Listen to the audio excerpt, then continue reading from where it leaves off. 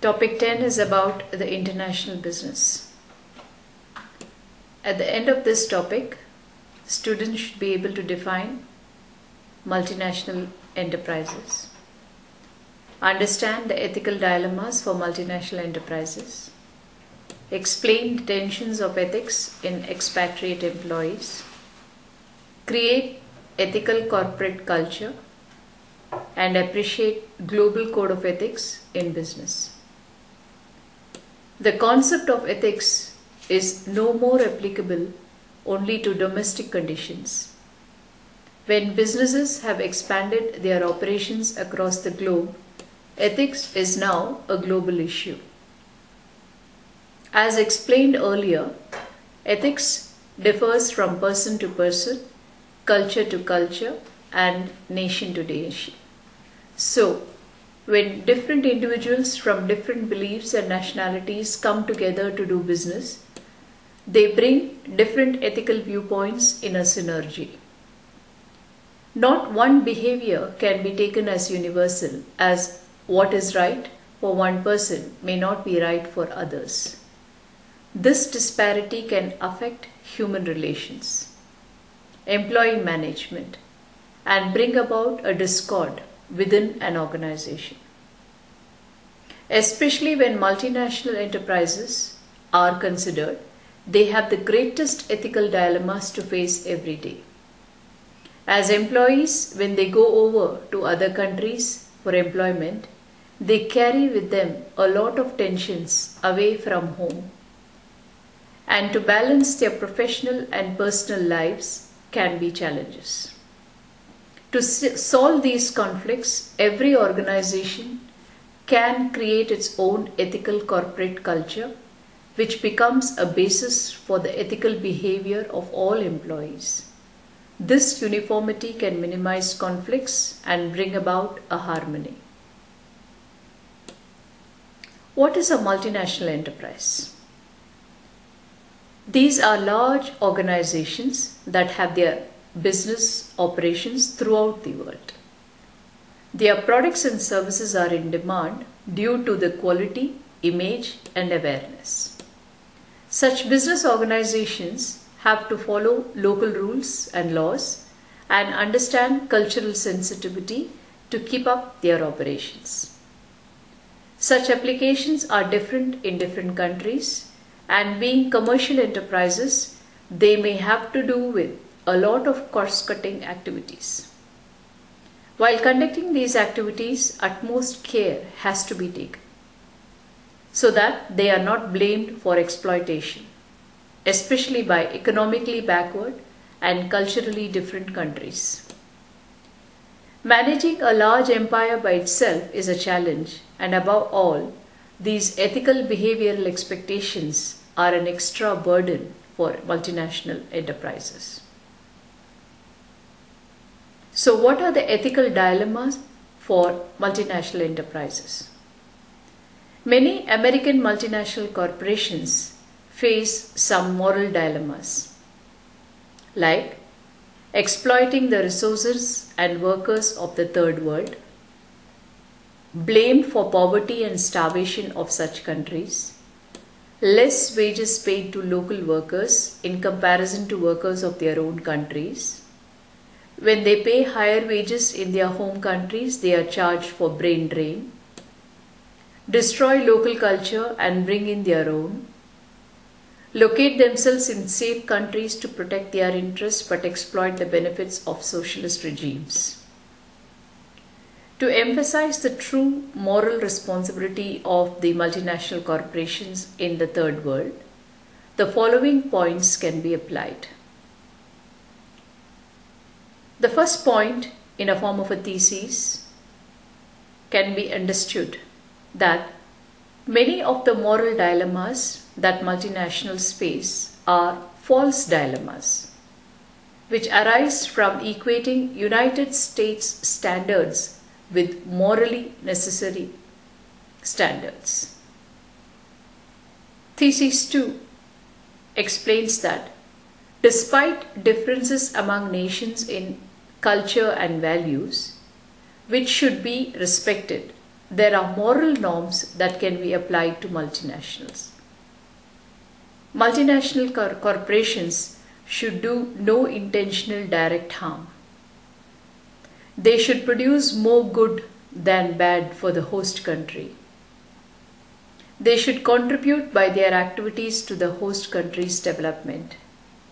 They should respect the human rights of its employees, and they should pay their fair value of taxes. To the extent that local culture does not violate moral norms, the multinationals should respect the local culture and work with it, not against it. Multinationals should cooperate with the local government in the development and enforcement of just background institutions. Moving on to Thesis 3, wholesale attacks on multinationals are most often overgeneralizations. Thesis 4, on the international level and on the national level, in many third world countries, the lack of adequate just background institutions make the use of clear moral norms all the more necessary. Thesis 5. The moral burden of multinationals does not exonerate local governments from responsibility for what happens in and to their country. Thus, moral justifications can be applied to multinational corporations. What are the tensions of ethics in expat employees? When we leave home and cross our nation's boundaries, moral clarity often blurs. Without shared attitudes and familiar laws and judicial procedures, the conduct of ethical standards is difficult. Even the best informed, best intentioned executives must rethink their assumptions about business practice in foreign settings. In balancing the extremes, companies must help managers distinguish between practices that are merely different and those that are wrong. When it comes to shaping ethical behavior, companies must be guided by 3 principles.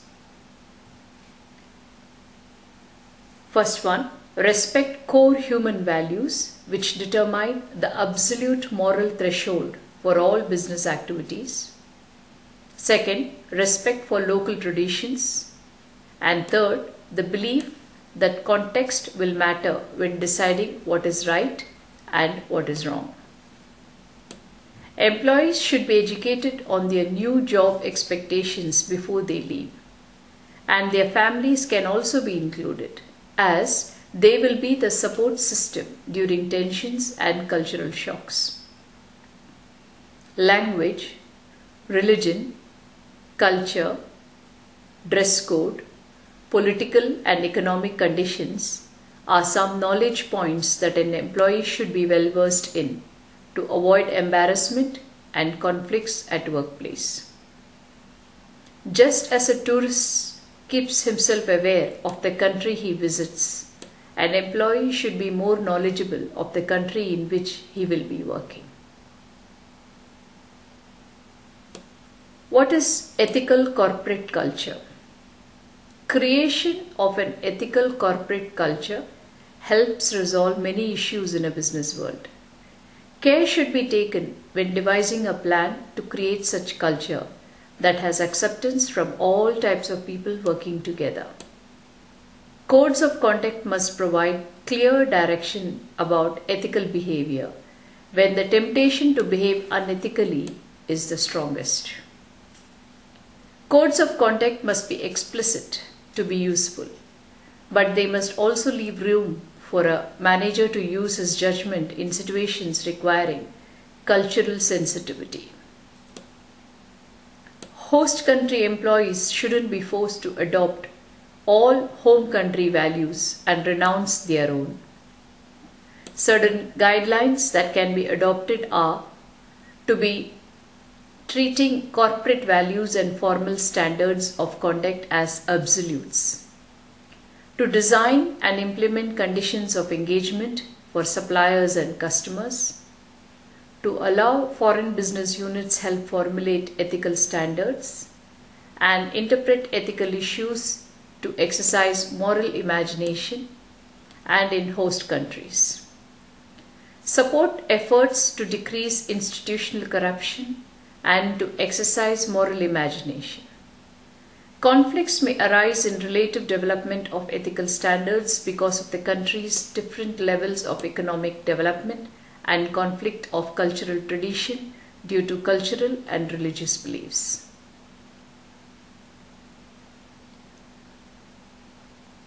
What are global code of ethics in business? The characteristic features of a viable code would be: first one, the code must be economically viable for the corporation, given the dynamics of its technology and competition and the economic and socio-political realities of the environment within which it works. The code must address substantive issues that are of importance to the corporation's various constituencies, particularly employees, communities, and government. The code must be specific about performance standards that can be objectively measured. Important constituencies of the corporation must be engaged in the code formulation and implementation process. The scope of the proposed code has a definition. What aspects of corporate activity and impact are to be included in the code? Measurement and verification. How should corporate performance in these areas be measured, and how should the accuracy of this information be verified? Accountability and reporting. To whom should the corporation be accountable for its performance, and how should this information be made public? Finally, for successful implementation, the company's top management must be strongly and unequivocally committed to the code, and the company must be willing to expose its record of code compliance to external verification. This will be the end of chapter 10, and we would like to move on to the next chapter, chapter 11. Thank you.